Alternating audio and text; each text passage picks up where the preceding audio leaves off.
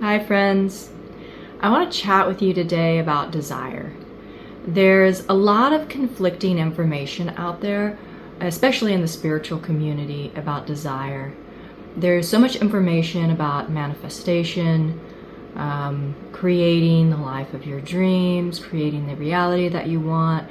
And then there's this other aspect of spirituality too, that is more of the Eastern, the Buddhist traditions, which is really all about releasing desire, right? And that being like the highest level of spiritual enlightenment is being free of desire. So in my experience, both of these are valid. Both of these are a valid part of the human experience. And we actually need to work with both sides of this in order to really create a harmonious reality that is in alignment with how we would like to live on this planet, right? To live in a way that is comfortable, to live in a way that has the comforts and amenities that we've become used to, but in a way that is harmonious, right? So as humans, we all have very deep desires within us. And they are desires that frame the type of reality that we want to create for ourselves. And for many of us, there is an aspect of these desires that is, as a convoluted by what we would call our ego, right? Egoic desires. And so I want to start by saying there's a difference between egoic desires and what I would call your heart's truest desires. So egoic desires are more of those things of, I want a mansion in Beverly Hills and 4 Lamborghinis and a private jet, right? I would say egoic desires are desires that are more along the lines of having things because someone told you that this gives you power and importance if you have these things, right? Whereas the heart's desires are more around what is the lifestyle that we truly want to live, not because we see someone else living it and it's been portrayed as this standard of you've made it if this is what you have, but what do we truly want? What does our heart truly desire?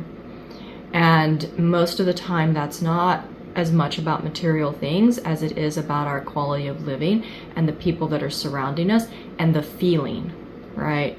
It's about the feeling that is actually behind the things that we want to create for ourselves. The feeling of safety, the feeling of being valued, the feeling of having value, right? And this is all inner work. And there's only so much of this that you can gain by external things, right?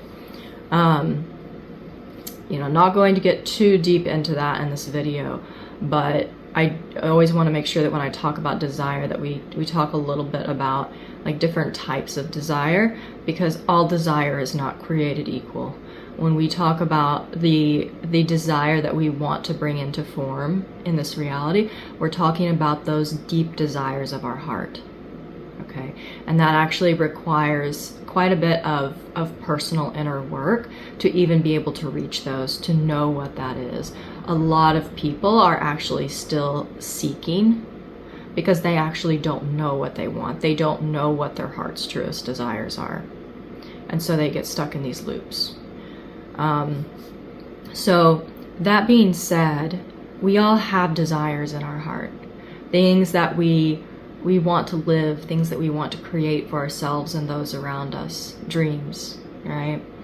And one of the questions that we have to ask ourselves is, why is it so difficult for us to make those dreams, for us to make those desires a reality? And it kind of boils down to two things. And one of those is conflict with what is not in alignment with that which we desire. So conflict with things that don't match our expectations of what we want for ourselves. And the other thing is not actually being able to sustain the highest timeline, the frequency of the highest timeline of these desires. Okay, so everything in reality has a frequency, and this is really about making sure that we know how to hold and maintain a frequency of that which we are calling in. Okay, so let's talk about these one at a time, starting with the first one, which is really about that conflict with what's not in alignment with our desires.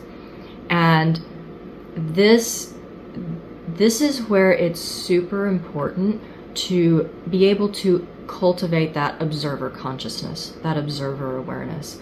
And what that observer consciousness, that observer awareness means is it is a necessity and a skill, all right, to be able to hold everything that is within our existence, everything that comes into our field, as sacred and neutral. Okay.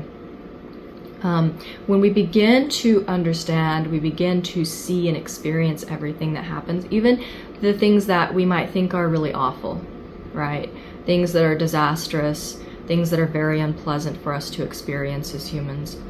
When we can start to see all experiences as sacred and be able to hold all of these experiences at a point of neutrality, understanding that some experiences are not better than others, they're all just an experience and they're part of what we came here to experience, and they all have lessons, right? When we can hold everything as neutral and sacred, that's when we can start to create consciously in a much more efficient and effective manner. But we cannot do this when we're holding on to conflicts with aspects of our current reality. And it's basically this concept of what we resist persists, okay? So everything that's within us, everything that's within our field of consciousness wants to be held with love and compassion, right? Just like everything wants to be accepted. Everything wants to be held with love and compassion, regardless of the form it's in, regardless of how it's affecting your life currently. Okay, everything exists for a reason, even if we don't currently know what it is. So what we resist persists. And those things that we cannot hold with love and compassion, those things that we have not yet integrated, those are the things that are going to keep coming up. Those are the things that are going to keep getting triggered within our field of consciousness, within our reality, so that we can see them, so that we can integrate them, so that we can learn to hold them with love and compassion. Okay? So that's why we call these shadow aspects of ourselves shadow, right? It's because our rejection, our conflict with them, it keeps them in the dark. When we experience something and we're like, no, that's bad, I don't want to experience that, or oh, isn't that awful, wouldn't it be great if I never had to experience that again? It's like pushing it into the dark. Yeah? So the things that come up in our field of consciousness that we just reject and push away, that's what we call shadow. And it's really, all of this, it's rooted in the feeling, not in the story, right? Regardless of what it is. Even if it's something awful like child trafficking, right? Child trafficking is the story that elicits a specific feeling within us. And I'm not saying that it's not real, right? But it's only going to be real as long as we collectively hold that feeling within the collective shadow. So when you work on yourselves, you're working on integrating the collective shadow into the light. Okay? But it's not about accepting and being okay with certain actions, right, that are clearly not harmonious, that are clearly causing a lot of chaos and disruption in people's lives. It's not okay. It's not about being okay with the action. It's about understanding that the story around that is rooted in a feeling, and it's the feeling within us that has to be integrated. So when we get triggered, being able to drop the story, go into where the feeling is in your body that's being triggered, learning to hold space for that feeling. That's how we can start to get to the root of what is actually keeping us in conflict with aspects of our reality. Because the conflict is really with the emotion. We think it's with the story because the story is so compelling, right? Like, how can you not be in conflict with something like child trafficking, right? But that's what keeps us stuck. It's the focus on the story instead of the feeling. Once we can integrate the feeling, the solution to the story comes automatically. So just trust that and play with it, right? Just play with it and see what happens. The other thing about this is we have to be able to develop a sense of comfort and safety with what we say we want to bring into our lives, with what we say we want to create, with the reality that we say that we want to create, right? So this is really about setting intention versus being able to hold the frequency of the highest manifestation of that intention. So this is where you have to ask yourself, how comfortable are you really being in states of peace, being in states of harmony, fully experiencing joy, fully experiencing pleasure, okay? And then the question here is, can we really surrender to these? Can we really fully surrender to these feelings and allow ourselves to feel them all the way through? Or is there a part of us on guard that's waiting for something bad to happen, right? If something good happens, then we're afraid that it's going to get taken away from us, or that something bad is going to happen if we fully allow ourselves to experience that.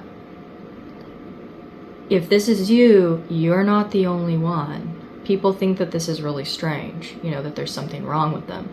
But this is something that's actually very common in the collective, of not being able to fully let go into these higher frequency feelings that we say that we want, right? That we do desire. It's not just saying like we do desire them, but our physical soma, our body, our nervous system doesn't feel safe releasing fully into those experiences. And so just notice that about yourself. Like what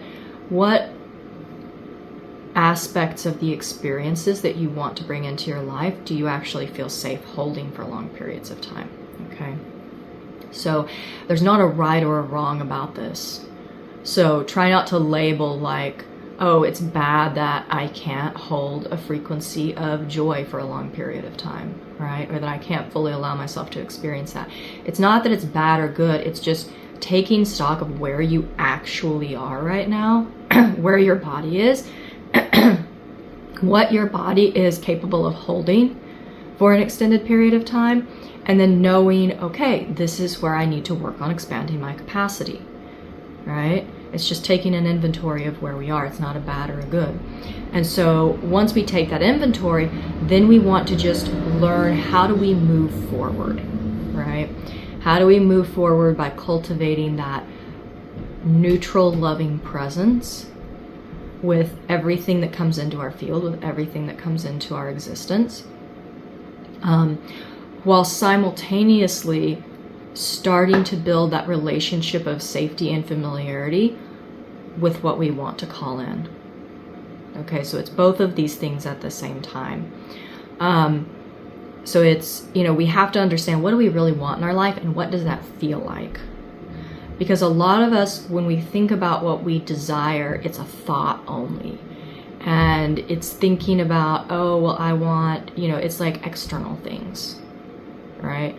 Like, I want a partner that looks like this or does this. I want children that look like this. I want a house here that looks like this. What I would highly recommend, try to let go of the specifics of what you want, which is the opposite of what anyone that is going to teach you to manifest is going to teach you. Connect to the feeling of what it is that you want. especially if you haven't done a lot of inner work on yourself already, to where you like really know really deeply like what it is that you're creating, what it is that you're called to create. If you don't quite know that yet, focus on the feeling. So if you want a partner and a house in whatever area, right? What does that feel like? If that's what you think you want, what is the feeling behind it? That's what you need to focus on. And that's what you actually need to focus on being able to hold. Because if you can't hold the feeling behind what it is that you're wanting to create, you're going to create some distorted aspect of that reality that's not aligned with what it is that you really want to call in. Okay?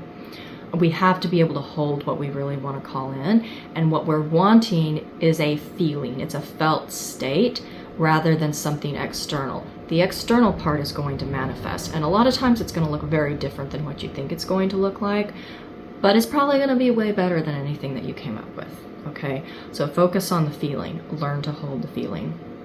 And get really real with like how much chaos, how much upheaval do you need to experience on a regular basis to feel okay? Most of us are addicted to chaos to some extent because that's just kind of the world that we live in. We live in a pretty chaotic, overstimulated world. Most people are addicted to caffeine, among other things, right?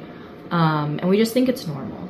You know, all of the overstimulation, all of the overwork, it's normal. It's been very normalized.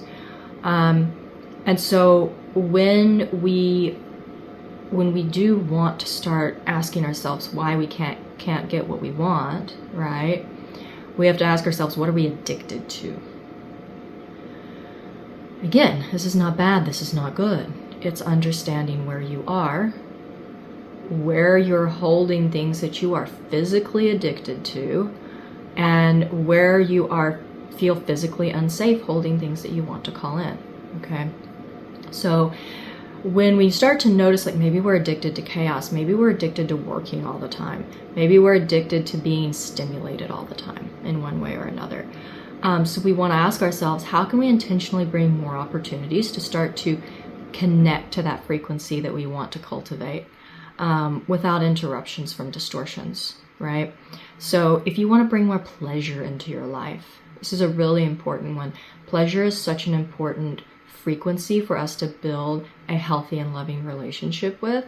So if we want to create a relationship with pleasure that is free of distortion, then we have to start to ask ourselves, how can we begin to experience pleasure in our body without forcing it, right? Or without it being the product of overstimulation. And this can be as simple as like being able to, touch your arm in a way that feels pleasant to your body, right? It can be like purposely sitting with like a furry blanket and just noticing what that feels like on your skin, noticing it being very pleasant, right? Maybe having a cup of tea in the morning is actually a very pleasurable experience. Allowing yourself to fully feel that. I'm not talking about things that are like way overstimulating to our system. Yeah. So, begin to actually cultivate that consciously. Consciously be with these feelings of pleasure and satisfaction, right? In ways that are gentle. And start to build your capacity for that, and notice how long you can do that before you're like, oh, I need to go do something useful, right? Because we don't necessarily see just being in a state of pleasure as being something that's useful. And, make another video about that. But same thing, if we want more harmony in our lives, that means we actually have to make time in our lives to give ourselves an experience of harmony, a felt sense of what it feels like to experience harmony in the body, right? Maybe go out in a quiet place in nature and just feel that frequency. Yeah? If you live near a forest or near like a body of water, you can go and you can sit with that and you can feel that frequency of peace. of harmony. And just notice, how long can you sit with that? How long can you sit with that in stillness before you feel like you need to get up and go do something else? Before your mind gets distracted and starts trying to create other feelings inside of you. Just notice it, okay? And I'm telling you this because I've lived through this, right? Of thinking like, oh, well, if I switched my job, then this would get better. Or if only this thing in my life would change, things would be so much more peaceful. And in some cases, there are like extreme situations where that's the case. And I've experienced that as well, right? Where things do get better. But the real root of things that keep you stuck in cycles, those things are not going to change because you change partners, because you change jobs, because you move to a different city. They're not going to change. You have to change. The frequency of what you have capacity to hold has to change. Okay? So, this is where we want to start purposely saying, let me go connect to these frequencies that I say that I want to create in my life. Can I hold them? Are they comfortable? How much am I getting distracted by other things while I'm trying to hold this frequency? That's where we know where we are and what we have to work on. Yeah. So, do that, right? Peace, flow, stillness. Those are another big one, right? People want peace. They want to be able to be still. Can you meditate? A lot of people can't even meditate, or if they do meditate, and this is another big one, people that do meditate, a lot of people are actually forcing themselves to meditate. They're forcing themselves to be still. And it's not that, that can't be helpful, but when you force yourself to do something, it creates a certain pattern in the nervous system that is actually not so helpful, right? It can reinforce freeze patterns. And for people that have been in a high state, like in a highly activated state of nervous system response for a long time, sometimes forcing yourself to meditate can reinforce freeze patterns, and this is not helpful. Okay, so all of these things that I'm asking you to do to go sit with these different frequencies, notice what feels comfortable in your body, what feels uncomfortable. And you don't want to force yourself into things. You want to do it a little bit at a time, slowly growing your capacity, right? So like if you wanted to take up meditation and it's very difficult for you to meditate, and I think it's very difficult for everyone when they first start, but notice if it's more of a mind thing or if it's like almost like an allergic reaction to sitting still, right? Because if it's the latter, we want to find ways to meditate that incorporate movement into the body and slowly move towards being still, right? We don't want to force ourselves to be still when probably our whole lives, everything around us has been forcing us to be still so we can be productive in a way that other people will see value in our productivity, right? So be discerning with how you begin to introduce frequencies into your life. Don't force it. Allow it. Find rituals. Find ways to connect with the frequencies that you want to bring in. Make a ritual out of it and keep repeating it over and over and over and over again, day after day after day. And instead of forcing yourself to try to feel something, trust that even though you might not feel it every day, that over time it's going to build that capacity. And just notice what starts to happen over time. It just takes a commitment, yeah? All of this work, it's about learning to hold space, okay? And what this means is that if we want to hold space for a transformation to occur, we have to make space. We have to make space in our minds. We have to make space in our bodies. It's really hard for us to have massive transformation in a harmonious way if we're not creating space for that to happen. Okay, if we're not creating space for it to happen, it's probably going to happen in ways that are not very harmonious, that require like a complete meltdown of things in our lives. And we don't need to experience it like that. We just don't need to. We do need to create space for the transformation that we want to happen. So this looks different for different people, right? Making space, creating space, but it requires getting to know yourself deeply, and it requires making time to connect with the body, connect with the feelings in the body, and begin to understand what are your default feelings and how are they different than where we want to be, how we want to be living, okay? So just start to work with that and trust in the beauty of your desires. You know, a lot of us, especially if we grew up in religious households, there's a lot of distortion around desire, belief that desire is bad, and that we shouldn't desire, that we shouldn't want anything more than what we have, right? And that's just, it's a false limiting belief, honestly. And just say that. It's a false limiting belief. And that doesn't mean that, you know, we should buy into this like hyper consumer culture that is all around us, right? Where we just need more and more and more and more all the time of things that are outside of ourselves.